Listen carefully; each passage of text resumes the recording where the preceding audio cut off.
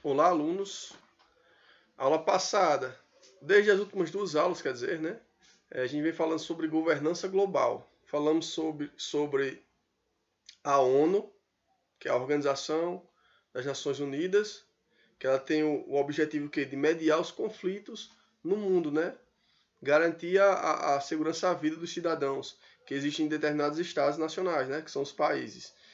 Então há esse sistema de governança global. Não é um Estado, mas é uma organização que reúne todas as nações mundiais, que lá eles mediam os conflitos através de Assembleias Gerais, que são uma das maiores instâncias da ONU, são as Assembleias Gerais da ONU, né?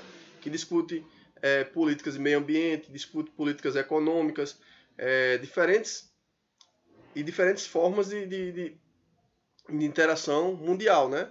Nesse sentido, aula passada, eu pedi quem fizesse o debate sobre as 5 características descritas pelo Sistema das Nações Unidas, descrita por David Held, né? Só que vocês não fizeram isso. Essa descrição, essa caracterização está na página 231 do livro Sociologia Hoje. E são 5 características, né? A primeira característica consiste no sentido do que desculpem, que o mundo consiste em estados soberanos.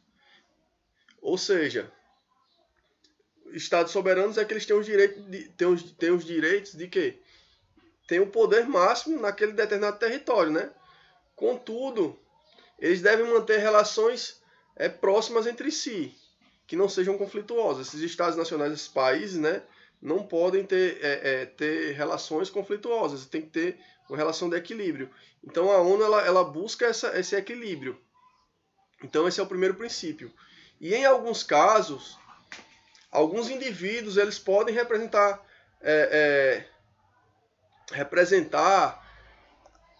em relações internacionais, né, aquele povo, aquele grupo ou aquela minoria, né, que está sendo como é que eu posso dizer? Está sendo oprimido naquela região, em busca de defender direitos dos cidadãos, direitos humanos, né, os direitos humanos. Porque em alguns países há a perseguição de determinadas etnias ou grupos étnicos, né, as minorias étnicas. Então um grupo pode escolher uma pessoa ou um grupo de pessoas para ir na ONU para falar a respeito do que está acontecendo naquela região, naquele estado, né?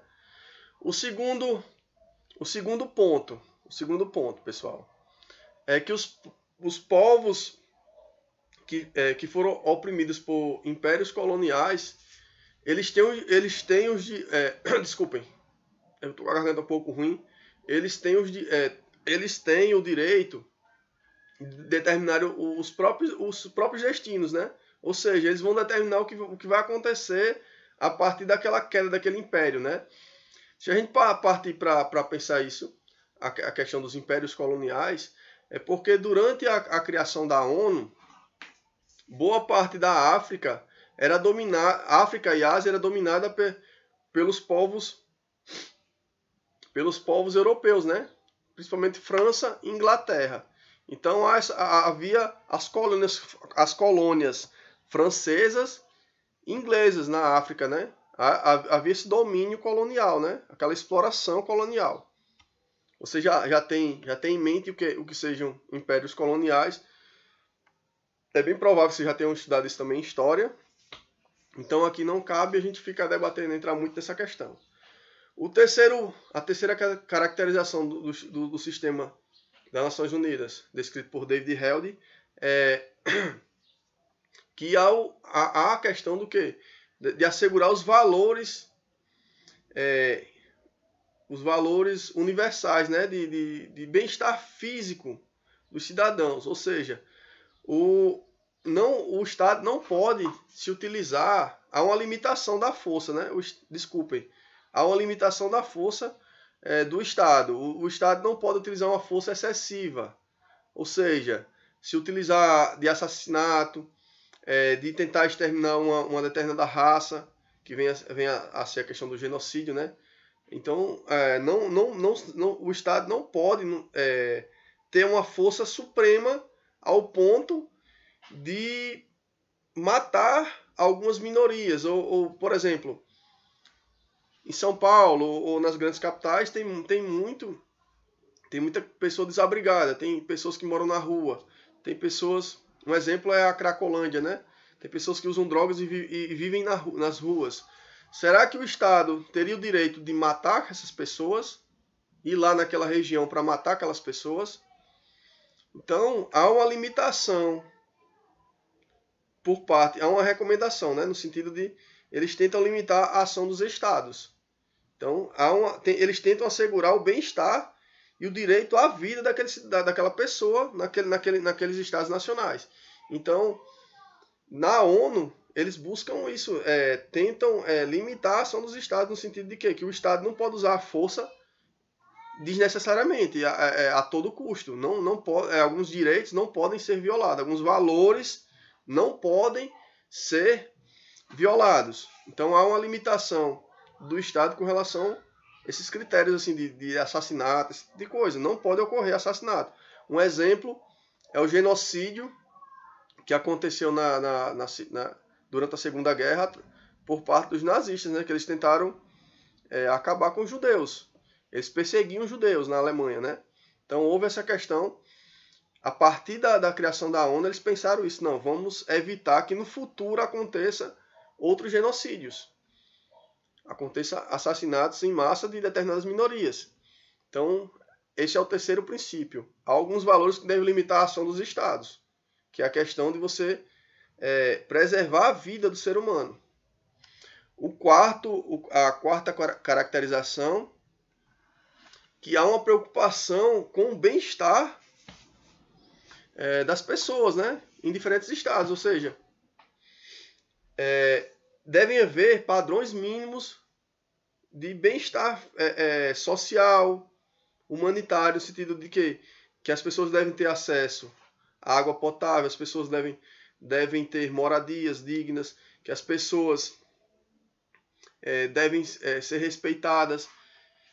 Então há essa questão do respeito a minorias étnicas, às condições de vida do ser humano. Isso já está expresso nos direitos, na Declaração Universal dos Direitos Humanos, né? Que foi nesse mesmo período, né, de criação da ONU, em 1945, foi criada essa declaração, que lá tem algumas recomendações para que os estados nacionais, os estados membros da ONU, possam seguir para respeitar a vida do ser humano, né? Respeitar o direito do ser humano proferir sua crença, o direito do ser humano ter opinião, o direito do ser humano de ter uma boa moradia, boas condições de vida, de educação. Então há a preocupação com o bem-estar dos indivíduos. Esse é o quarto item, né? Preocupação com o bem-estar dos indivíduos em diferentes nações no mundo, né? E o quinto item relaciona que um dos princípios básicos descritos nessas caracterizações, né, que é o objetivo máximo desse sistema é garantir a paz e o progresso das nações, né, que as pessoas vivam em equilíbrio, que os direitos fundamentais, os direitos humanos sejam respeitados, por assim dizer. Vou dar um exemplo, né? Os direitos fundamentais reconhecidos como válidos, ou seja, que os direitos à vida do ser humano, os direitos que estão descritos na Declaração Universal dos Direitos Humanos sejam seguidos, e que essas recomendações descritas por David Held, que estão presentes no sistema das Nações Unidas, sejam respeitados para que haja um progresso que assegure os valores fundamentais do ser humano, né? Que a vida seja respeitada. Então, o básico do sistema das Nações Unidas é esse. Contudo, como eu disse a vocês, aquele princípio lá da unanimidade... Desculpa, eu falo muito rápido, tem hora. Aquele princípio lá da unanimidade das grandes potências, que remete à Conferência de Segurança, né?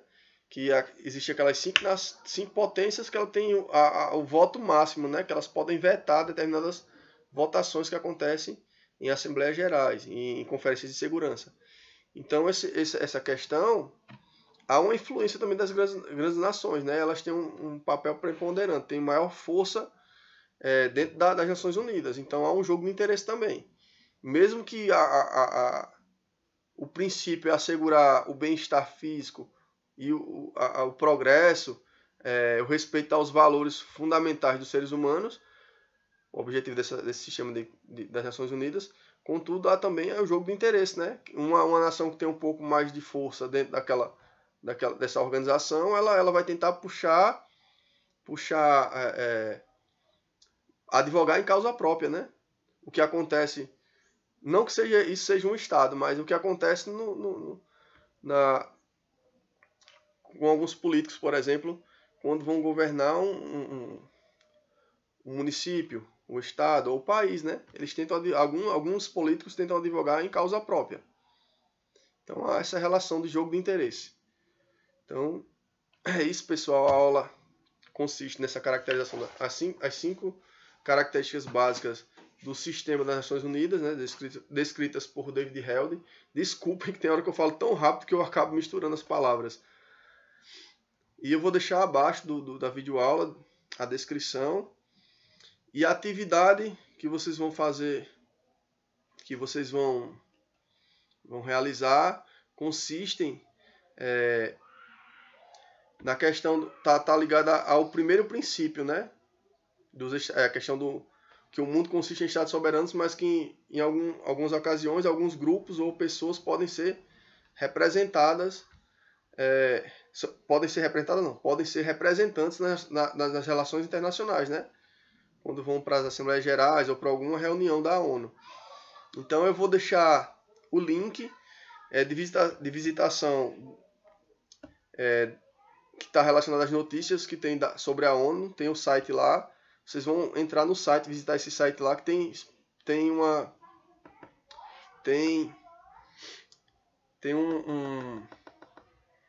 algumas pessoas que foram escolhidas como representantes daquelas minorias que foram oprimidas durante a Segunda Guerra Mundial.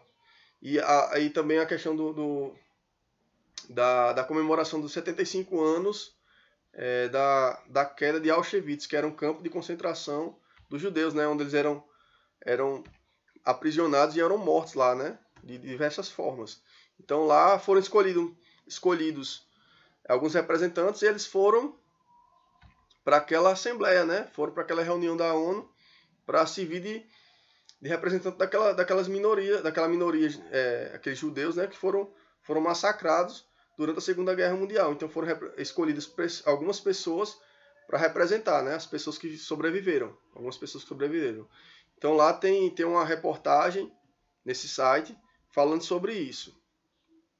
E tem alguns vídeos. Então eu quero que vocês entrem, façam a leitura e deixem algum comentário no chat sobre a sua visitação, o que você achou interessante da leitura, o que você viu no vídeo. Então é isso, pessoal. Fique com Deus e até a próxima.